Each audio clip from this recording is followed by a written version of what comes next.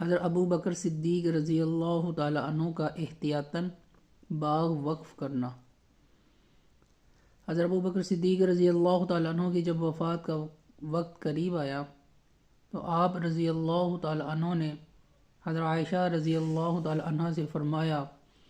کہ میرا دل نہیں چاہتا تھا کہ بیت المال سے کچھ لوں، مگر عمر رضی اللہ تعالیٰ عنہ نے نہ مانا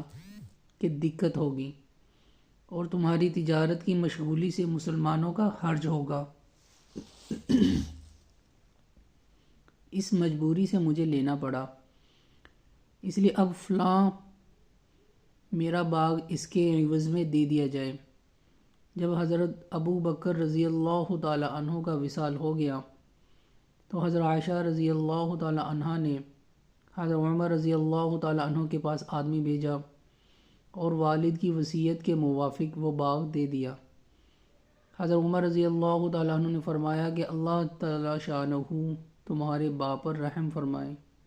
انہوں نے یہ چاہا کہ کسی کو لب کشائی کا موقع ہی نہ دیں۔ غور کرنے کی بات ہے کہ اول تو وہ مقدار ہی کیا تھی جو حضرت ابو بکر صدیق رضی اللہ تعالی عنہ نے لی، اس کے بعد لینا بھی اہل رائے کے اصرار پر تھا اور مسلمانوں کی نفع کی وجہ سے۔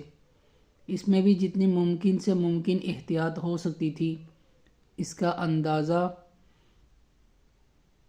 قصہ نمبر 4 باب 3 سے معلوم ہو گیا کہ بیوی نے تنگی اٹھا کر پیٹ کاٹ کر کچھ دام میٹھے کے لیے جمع کیے تو ان کو بیت المال میں جمع فرما دیا اور اتنی مقدار مستقل کم کر دی۔ اس سب کے بعد یہ آخری فعل ہے کہ جو کچھ لیا اس کا بھی معاوضہ داخل کر دیا۔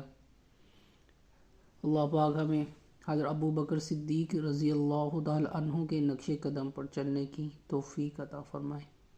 آمین۔